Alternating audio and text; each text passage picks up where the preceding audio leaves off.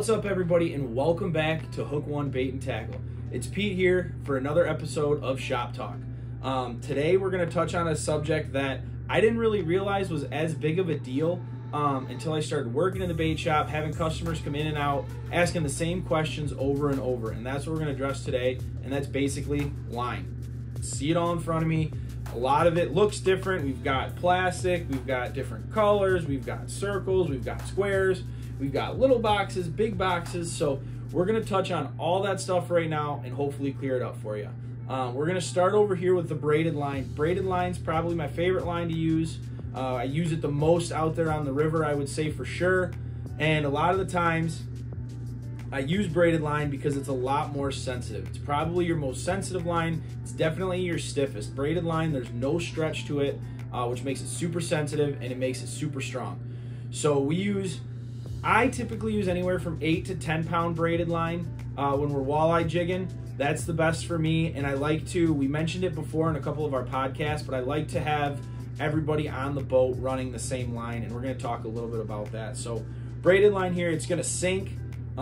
It's going to hold a lot of moisture, so in the winter that's going to freeze up on you a little bit more, but for the sensitivity that you get, and especially the hook set power that you get on it, I think braided line is a really good way to go. 8 pound braided line, we've landed over 60-inch sturgeon on it, so it's very, very strong, probably stronger than what it's rated for, obviously. And there's a lot of different styles, as you can tell. We've got Power Pro here, we've got some Sunline here as well. And we've got some high vis yellow, which is going to be really hard for the camera to pick up, I understand. But there's a reason that we've got it. So we've got some high vis yellow here, we've got some orange here, and we've got some moss green here. So a lot of the times when we're walleye jigging, I love using a high vis line, whether it's a high vis yellow, high vis green, a high vis orange. I like using a high vis line when I'm up in the front of the boat and I'm running the motor, especially on charters. It's really easy to just turn around and kind of see what all my clients have going on. I can see their line. I can see if their line's running away from them, if they're dragging it on the bottom. It gives me a really good idea of what's going on. So I really like using this high vis line. And we always tie a fluorocarbon leader to it. We'll touch on that a little bit later on fluorocarbon and all that fun stuff. But I do run a high vis line to a fluorocarbon leader, and I have a lot of success doing that. The fluorocarbon leader is going to basically make that line disappear as it goes down to the jig, but the high vis line is going to be able to make it really easy to see what's going on up top. So that's really why I like braided line. That's really why I like to use braided line, especially vertical jigging. Pull and crawler harnesses, I love using braided line. I always bring my lead back in. We tie good knots, and you'll always bring your lead back in. So the braided line is really good for that. Whipping, same deal. I know there's probably a lot of you out there that don't know what whipping is. I promise we'll do a video on that. But for you guys out there that know what I'm talking about, all the local guys that are watching, whipping, I really like to run a 20 pound, 30 pound braid. I know it sounds a little heavy, but I like running that heavy stuff because, you know, when you have custom baits on there, you're going to have $45, $50, $60 in baits drifting back behind the boat. You're going to want to bring those back in, so we use heavy fluorocarbon leaders and we use heavy braided line, and that works out really well for us. But that's the reason why I really, really like braid. There's no stretch. Your braid line's going to sink on you. It makes it a lot easier to see the jig. It's a lot thinner. It's going to cut the current a lot better. It makes it a lot easier to get down to the bottom. Makes it way easier with boat control, especially when you're vertical jigging and doing stuff like that. So that's why braid is kind of our number one. Love this stuff. I don't really have a preference on which one to use. I mean, we have Power Pro here, we have Sunline here. I've used Suffix 832 is really good.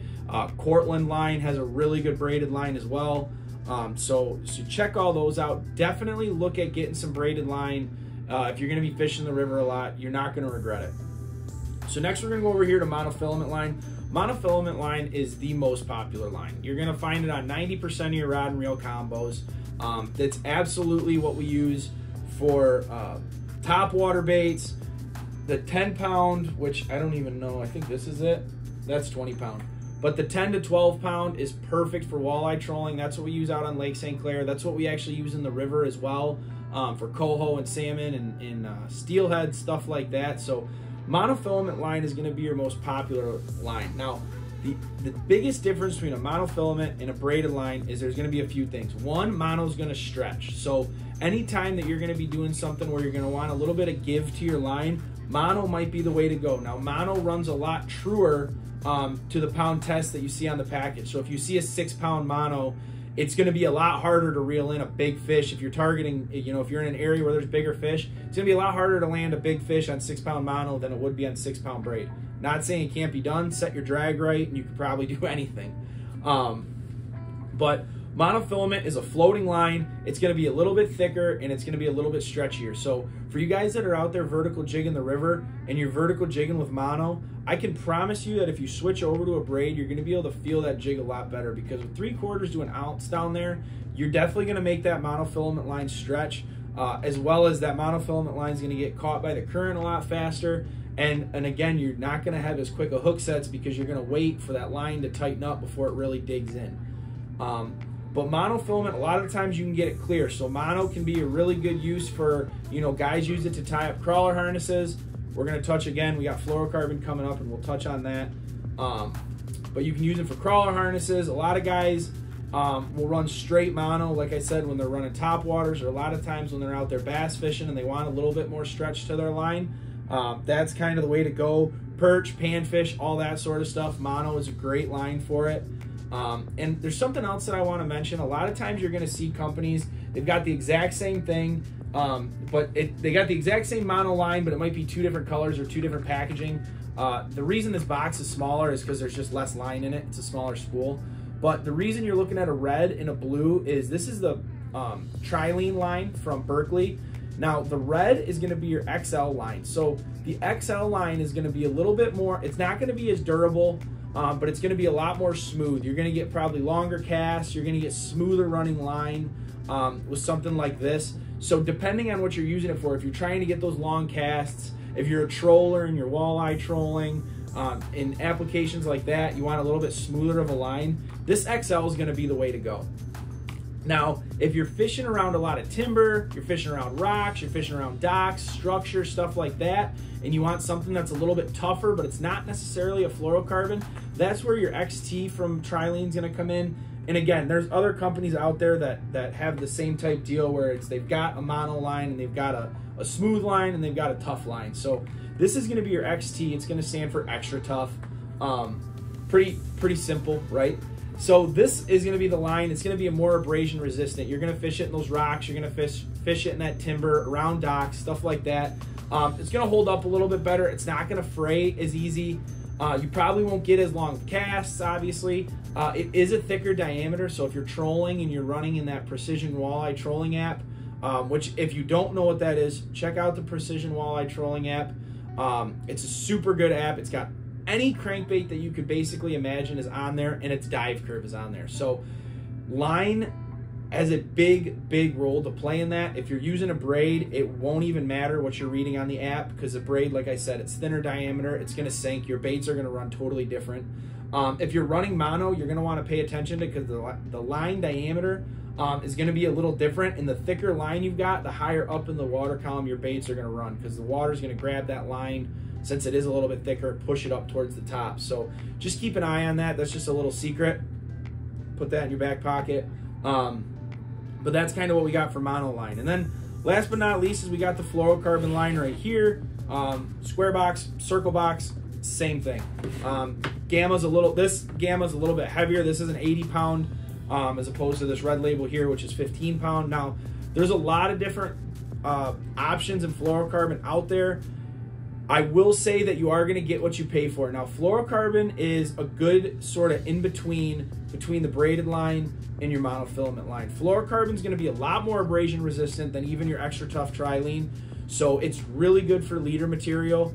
Fluorocarbon basically disappears in the water. Mono does a good job. Even the clear mono does a good job of vanishing, but your fluorocarbon is basically going to disappear in the water. So it's really good for leader material. Fluorocarbon doesn't have nearly as much stretch as mono, but it is going to stretch more than your braided line. So that's why a lot of the times I'll run the fluorocarbon with the braid. It's going to give me my best combo as far as stiff hook sets, great sensitivity, but it's also going to allow my jig to disappear, or whatever bait I'm running to disappear down there on the bottom. So the fluorocarbon is a really good option for that. Now, A lot of the times guys will hem and haw what the difference is between the mono and the fluorocarbon, especially if you're not a serious fisherman and you're just kind of recreational and you could look at these two and sort of think they're the same. You're going to notice that fluorocarbon is going to be a little bit more expensive than mono. So if you're loading up a bunch of reels, you're loading up 6 to 8 to 10 to 12 reels for your trolling spread, depending how comfortable you are with that. You know, mono is going to be the way to go. It's going to be your most cost effective. It's going to do everything you need it to do. It's going to be exact with the trolling app. So that's the way you're going to want to go. But if you're going to be throwing in some heavy cover and you're going to be using braided line, that's when I really recommend the fluorocarbon. If you're running just straight mono and you're doing that stuff, then go with the XT. But if you're just using leader material, that's really where this stuff comes into play. Now, like I said, there's going to be a lot of different options of fluorocarbon, and you are going to get what you pay for. The more that you spend, it seems like, on fluorocarbon. So this is Seagar's red label. They also make a blue label. They make it in VizX. And they've got another one that's just not here on the top of my head. Shame on me. But the higher up you go in those categories, you're going to notice that they are a lot more abrasion resistant. This red label is a great fluorocarbon line. It works great for walleyes.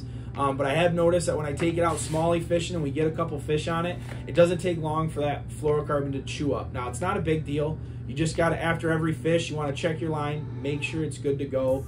And if there's any nicks, there's anything like that in it, get rid of it. It's not worth costing you a fish. Some days it's tough fishing. You're only going to get a few bites. You don't want to waste it on some crappy fluorocarbon. So make sure you're checking your leads, checking that kind of stuff. But I can tell you that as you go up in the categories, as you go up in the price range, you're definitely going to get yourself some better fluorocarbon. But guys, get out on the water, try some braid, try some mono, try some fluorocarbon, see what works for you, see what you prefer. A lot of it's going to depend on an application. So if you're doing something or you've got something coming up and you're not sure what line that you want to put on your reel, because you don't want to be spooling this stuff on, spooling it off, spooling it on, spooling it off. It's a pain in the butt. So figure out what you want to do. If you're not sure what you want to do, or you know what you want to do and you're not sure what line to use for it, guys, reach out. You can get a hold of us via email. You can find us on Instagram. You can find us on Facebook. Feel free to message us. Drop a comment below. That's perfectly fine. Just let us know what you need help with. That's why we're here to help. That's why we started the Bait and Tackle Shop. So feel free to reach out, and we'll be happy to help you. Guys, it would be awesome if you could help us. Click the subscribe button down below. You can hit that little bell for the notifications. Please share our channel if you like the content that you're getting. The whole reason we're here is to cut that learning curve when you get over here on the Great Lakes, on these river systems that are a lot different.